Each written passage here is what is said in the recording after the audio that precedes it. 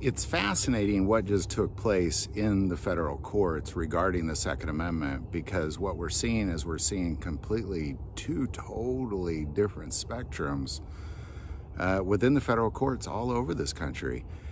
So what are we talking about? Well, before we get into that, I do want to take a moment and thank our sponsors, Victory Chrysler Dodge Jeep Ram in Kansas City, Kansas, for supporting our channel, but also for being the hands and feet of Jesus Christ by feeding the hungry, by having food pantries, taking care of the orphans, by building orphanages all over this world. They built 7, they're on their 8th. By having battered women's shelters. I mean, they are literally being the hands and feet of Jesus Christ. So I'm gonna put their link below, check it out. Look at their Giving Hope Fund, you can find it through that link.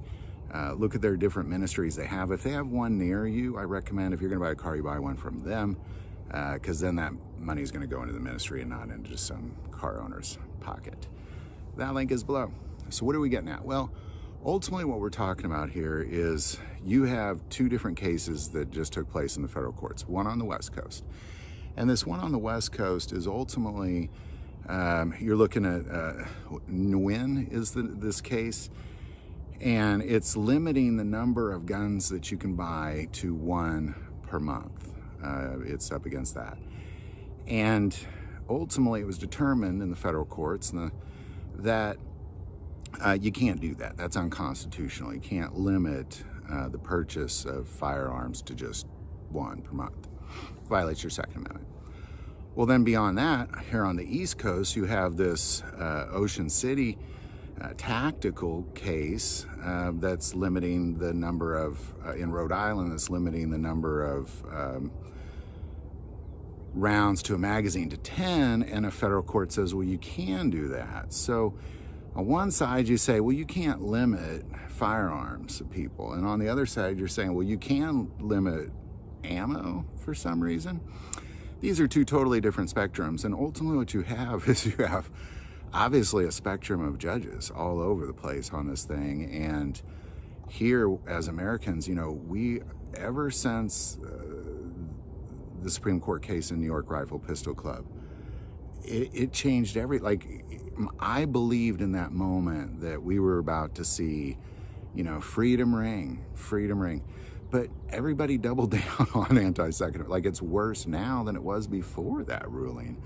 And we have people just all over the place saying, well, you can do that, but you can't do that. Well, now you can do it. Well, wait, no, you can't. Well, you can do it over here, but you can't do it over there. It's out of control.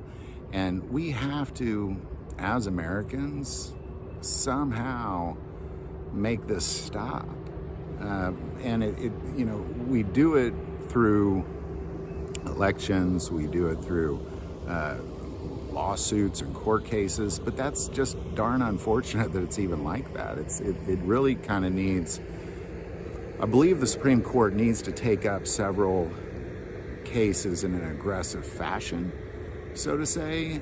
Maybe, you know, I think they're gonna have to put this to an end, because there was one word spoken by Clarence Thomas that you have to look at history. Like, what is the history of the Second Amendment? And the history of the Second Amendment was there were absolutely no limitations at all. Like, I could own a war musket, I could own a cannon, I could own 100 war muskets, I could own 100 cannons.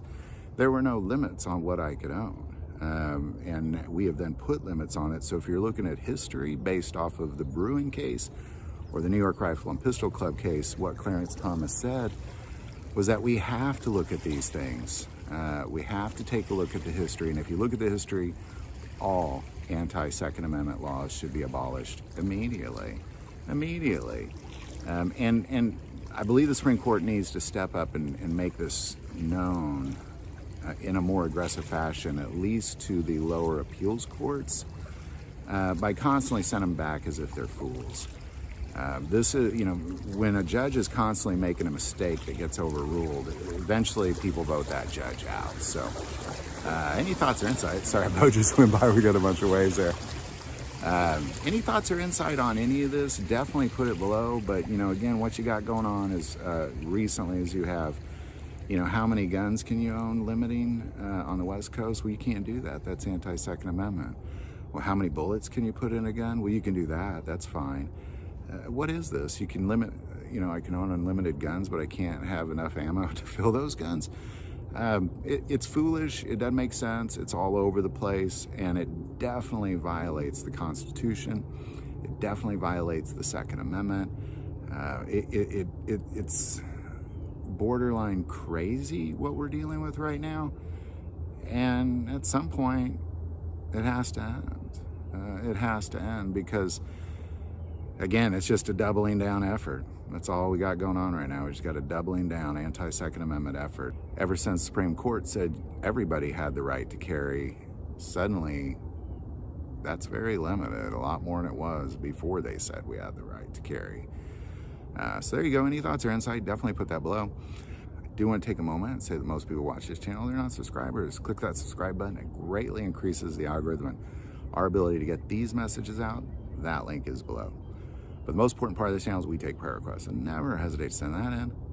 Thank you for watching this episode of God, Family, and Guns. And as always, love God, love your family, and love guns.